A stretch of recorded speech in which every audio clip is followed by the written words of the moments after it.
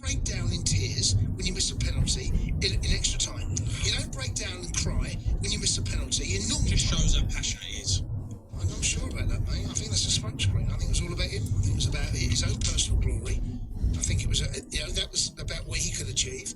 If you really want the best of the team, you don't start balling. Crying. You don't start balling He's not during a game. crying over his own personal gain. Mate, you don't start balling. Mate, come on, mate. No, you don't He's not do that it. self-centred. Well, I think he is. He's I not. think, I felt it was. I just think that's poor I felt the whole.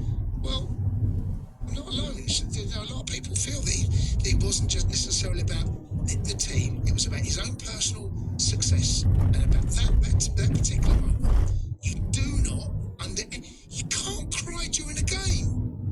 What if he missed an open goal? He's going to cry. No, but I think you can have emotion and still be. Look at Gaza. When he got yellow card, he knew he was missing the game. He was brilliant after that. He was 21 years. I know he's 21, but still, you can't say age. just because you're crying, you can't play well. 20, I might give you a lift. You can cut some. Ronaldo is one of the best players this planet's ever seen. His achievements, personally, have been enormous. At that moment, your country needs you more than you balling. That's what I'm saying. I think people would see that he's, a passionate guy and he's fighting for his country. Maybe I'm wrong. All right, let's go to Eddie. He's a Hull City fan, right, Ed? Yeah, all right, lads. How are you doing? Yeah, good, mate. Right. Mr. Cundy, I have to say I don't normally agree with you, but I am agreeing with you on 2 points this evening. And the first one is Neville Southall. World-class shot-stopper. He was world-class, in my opinion, of course. But I've heard it. I mean, he's out of my era, but my dad used to talk about him being unbelievable. He really was, man. He was, especially in that sort of era of the 80s and what. Yeah, he was. I know he got. I suppose up to today's sort of like training techniques and training methods and all that. But he really was world class. He was a fantastic goalie. But that's not really the key point. I want to say, Mr. Cundy, I'm on you with Mr. Ronaldo as well because I'll tell you why. You must feel dirty. I do, mate. You must feel dirty, Ed. I have to say you do Graham McGee's, but tonight you're on it, right? You're on it, and I'll tell you why you're on it. Because there is something, and I'm not some sort of closet room psychologist, but there is something called narcissistic collapse. And when that happens with somebody who is so self-centered, which I think is the reason why he's so good at what he is, and I think there's a lot to him, because he's had a complicated past. He is such a narcissist. He is so all about him. Actually, honestly, hear me out, mate. I'll tell you what he was doing, right? He was crying because he was coming to the point of realisation that his powers are waning. That he's not the footballer he used to be. There was a couple of headers he could have got to, which he would have got to 5-6 years ago, that he missed. There was a couple of jumps that he just weren't quite there. I tell you, mate, Mr. Cundy, you're right. It's all about him. That's the reason why he started weeping. Gaza was a different context. But Mr. Cundy, you're right. It was all about him. That's why he was crying. Disagree, mate. What about just the passionate in him and the Portuguese in him fighting for his country, and he's got the weight of the world on his shoulders. He's trying to prove to everyone that he can still do it at the top, and fluffed his lines.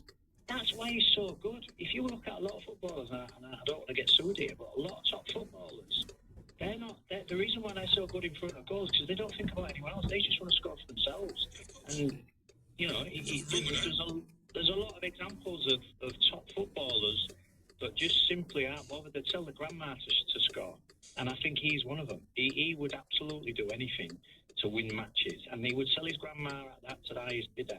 And you argue what his success. He was successful. He's one of the best goal scorers you've ever seen. But I think last night that was him. London Ultra Low Emission Zone. I think it's harsh. I think it's harsh. You come on, you calling him narcissist, and getting psychology shouts. What about him just being? Turn left onto Cannon Street. Yeah. But mate, that's what makes him so good. Is that he takes no prisoners. He will do. In a quarter of a mile, slide right onto East G. He was like crumbling. Mr. Cundy, you're right. He is. He's all about him. That's the reason why he was crying. I mean, it's your take. It's, Yeah, and opinion. It was just that moment that if I felt if you really is about your country. If he did, he pulled himself together and he scored the first penalty. And he had the cojones I don't. to step up and go, I'm going to take the first one. I because we don't need a doubt. goal. I don't doubt his cojones. So that I don't says doubt. what he's, I that's don't what he's doubt. about his but- country. No, I don't doubt any of that. What I am saying at that moment, to start crying when you miss a penalty during the game. No, that's not It's emotional, mate. It's emotional. There's a lot of emotion going on. Why? No. What's emotional about it? He's playing for Portugal. He's 39. R- You know, he's an emotional person. He's fighting So for his is country. everyone. Yeah, no, but he's the main You can't player. miss a He's got the penalty. weight of the world on his shoulders. You cannot miss a penalty in a football match when your captain start crying. I just can't have that. I know. What do you mean? If you can't contain yourself, you can't contain yourself. Well, there I go. I think there's more going on behind the scenes than just emotion. You're telling me Harry Kane was an emotion against France? So you telling me every captain misses a penalty during a game international? I'm not saying that everyone needs to cry after he's got to miss a penalty, Jason. I'm saying in that moment he did. What's the problem? I'm just not He still stepped up and scored a penalty that could help get him through. because he's Ronaldo, but at that moment, I'm not having it. People are saying, "Oh, he's passionate. He loves his good." No, I'm not buying it. I'm just not buying it. Okay, all right, let's go to Kenny. He's a Charlton fan. Right, Ken? Kenny boy, Evening, guys. How are you doing? Right, Ken, you? Yeah, not bad. Thank Ken, you. would you cry if you missed a penalty? I I'd be reckon disappointed. I'd be you would. I reckon disappointed. Kenny would cry. I reckon Kenny I might cry. You know? don't know. No, I reckon he would. You sure? No. I just think, Ken. I just think. What do you want to say, Ken? Slide right onto East G. By that Turkish Gunnar. that Turkish goalkeeper, wasn't it? Good. I take you back to 3rd of November 2003. I tell you what, this save beats it all, right? So Dean Kiley makes a point-blank save against Christophe Dugarry, right? And it was basically, I think it was either Brian Hughes or Stan Lazaridis who crossed out, and poof, it could have been an equaliser for Birmingham City against Charlton. It was a heck of a good save by Dean Kiley, and if that was an equaliser, Charlton may not. In a quarter of a mile, turn left onto Bywood Street, A100. What a save that was from Dean Kiley. Basically. But anyway, Dean Kiley was an excellent goalkeeper as He well. was, yeah. He was top. Remember him, He yeah. was top draw. Absolutely amazing. Dean Kiley. He was. But when you said would have finished 7th, I thought you were going to say when you said that, I thought we were going to finish top or finish. What was it? The Premier League. Premier League, yeah. We were in the top 4. We were in the race for the top 4. By the way, in the Charlton was 7th. Think about that now. Charlton. Yeah. That was under Curbs, right? Alan Kirbyshly, that's right. He had him going for a long time. Yeah, a bit of bad news. We've got rid of Alfie May as well. He's off Birmingham today. He's a mate of mine, yeah. Yeah. Oh dear. Who are you going to replace him with? Who knows? Well, hopefully the gaffer can sort it out, but he's going to be a big signing for Birmingham. Ken, have you got a car? Car? No, I don't drive at the moment, but I'm a bit busy with lots of hobbies and work and everything. Well, you do. You make up poems, don't you? Poems. Yeah. What's your main Drawings and hobby, Ken? paintings. What's your main hobby? Main hobby, acting and drawing and singing, mainly. You're in Amdram, right? Yes, that's right, yes. What's the latest Amdram you're in? Sister Act. I'm rehearsing for Sister Act at the moment as the cop. Right. Can you give us a couple of lines from the cop? I'm doing the best I can. And it's a singing part as well. So, Oh, do it, Ken. Just do it. Go on. picture a guy, a knight in rhinestone armor, gleam in his eye, a zillion-watt smile, sharp threads, moves that get him staring, a turner of heads, cool beyond comparing, bringing the pride where the spring is stride. Oh, God, you can't do that to him. Ash. Keep going, Ken. I could be Keep going, Ken. that guy. I could be Hey, stop the that. walk and the talk Keep of going, the Ken. town, leading the pack when the actions of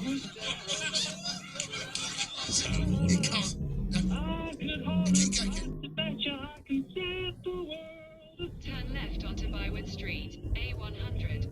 Well, I could be that guy for her.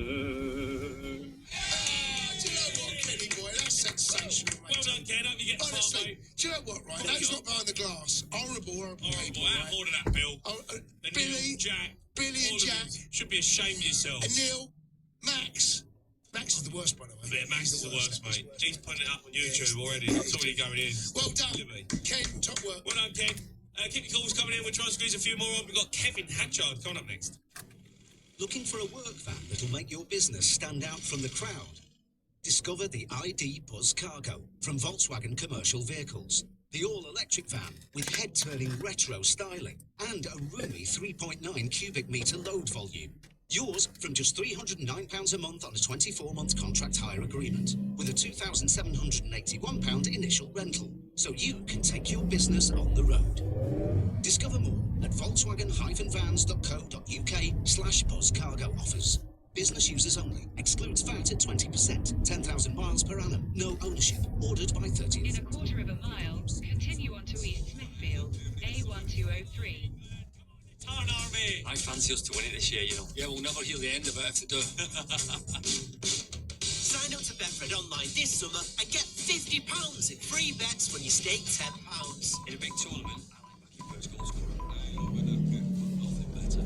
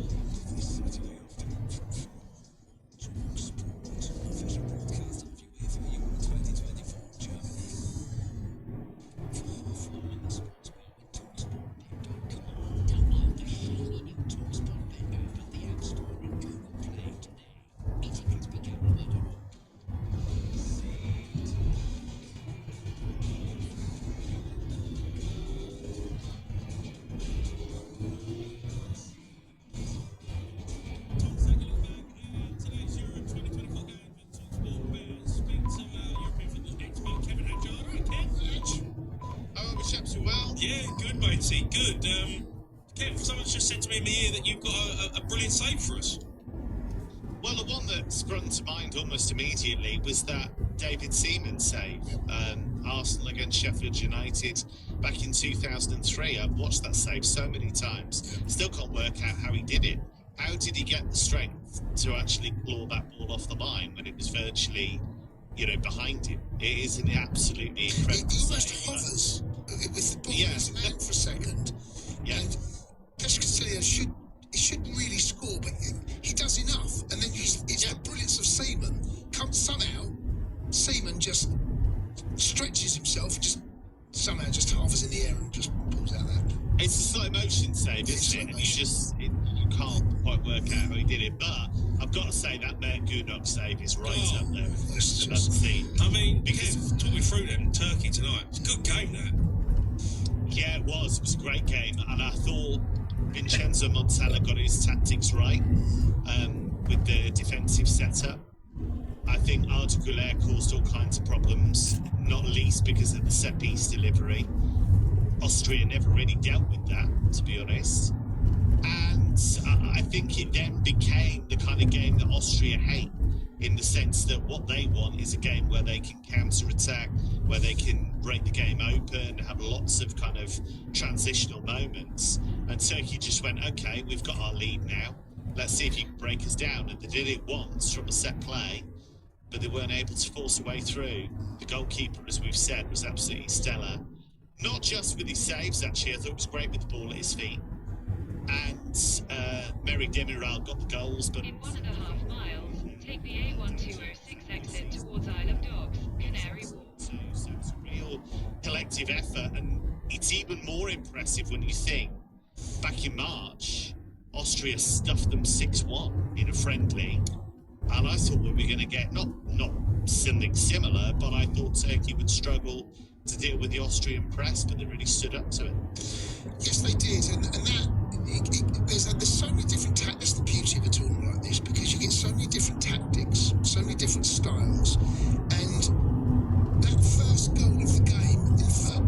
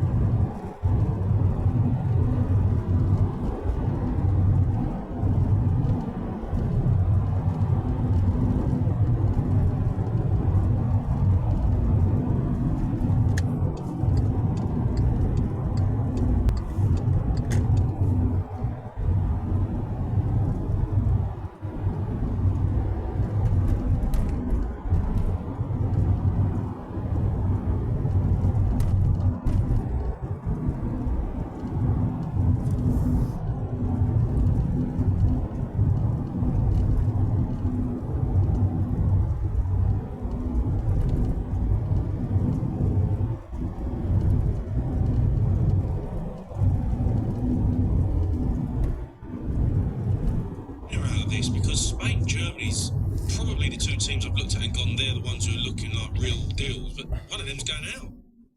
Yeah, they are, and I think you look at that half of the draw, it's incredibly tough for whoever comes through that, because they've then, whoever does come through it has got to go again. I've said it all along, and I still think France, for me, are the team that will win it. Really? But yeah, because I think Use the left lane to turn slightly right onto West Ferry Road, A1206. they've got a great coach. He gets a lot of stick, but he knows how to negotiate a tournament. You know, he's been to a Euro final, he's been to 2 World Cup finals, won one of them. He's had deep runs in tournaments time and time again. They've got so many top players. They've got players who can change a game. We saw that with Colin Muani the other day against Belgium. He came on and made a big difference, got the goal, and was generally, very lively. So lots of different options. In 200 yards, at West Ferry Circus lower level, take the second exit and stay on West Ferry Road, A1206. But I can see them doing it. Spain, I think, would be great, but this is a real test for them against Germany. This is their toughest test so far. But I think, in terms of who's been the most fun to watch, Spain by miles. Indeed, yes, they've set the place alight and they've not really looked like turning back. But Exit the roundabout onto West Ferry Road. they were excellent. They won the game in the end 3-0. I felt that was the game I saw, although at half-time it could have been 2 or 3 then. They could have gone on to win it by more. Romania, In 200 yards, continue straight onto Marsh Wall. all those 4 sides on our side, England's side of the draw, the Dutch look like they've got it together. Continue straight onto Marsh Wall. That kind of performance. Yeah, that's fair to say. I felt it was their first complete performance. I think in all of the games previously they'd had Spain Continue on Marsh Wall for 3/4 of a mile. together. I think the midfield has worked pretty well when you consider how many players they're missing. You know, no Frankie de Jong, no Koopmeiners, no Derone, so they've been without some really good players in that area. I think Scout's done well. I think they've got some. Reinders is a great player, Tijani Reinders. He's had a really good season with Milan, and I think people are seeing what he's all about now. So that was great. The forwards I find a complete mystery. Gakpo's been the best of them, but I feel like One of the all shining of stars of those- the tournament, Gakpo. Yeah, definitely. He's Definitely. been out. He's been brilliant. I mean, a player of the tournament right now. He's in for a shout, right? Yeah, I think he's certainly been one of the most consistent. I think you look at consistency is the key, because Marlon, I know he scored twice, but you don't even know what you're going to get minute to minute, let alone game to game with him. He can sometimes look brilliant, sometimes look like he's never played the game before. So he's a bit of a mystery. I'm surprised how little they've used Jeremy Frimpong to some extent, because I think he's a guy that came into the tournament on amazing club form. They've not really kind of got the best out of him yet, but they've got the firepower, they've got the defensive pedigree in Van Dijk and Ake and De Vrij and Dumfries. So they've got all the tools there, but it's whether they can find the consistency. Kev, got to ask you about Switzerland. We will be facing them at 5 p.m. on Saturday. Just talk me through, for people who have not really watched them play, what they're about and how England can beat them. So I think what you need to do is look at the Switzerland from the Germany game onwards. So Germany was by far their best performance up until out of the group stage, and they press really intelligently. Granit Xhaka is such a key player. Now, there has been talk about him not being fit. We'll see what is the truth of that. But he has been sensational for them. He knits everything together in that midfield area, sets the tempo, keeps them moving. They've got an incredibly experienced back line. So Ricardo Rodriguez, I think he's getting on for 120 caps now. Manuel Akanji's been brilliant. Fabian Schär's been brilliant. So you've got 3 centre-backs there who are all on good form. Super experienced goalkeeper in Jan Sommer, who's just won Serie A with Inter and kept 25 clean sheets at club level this season.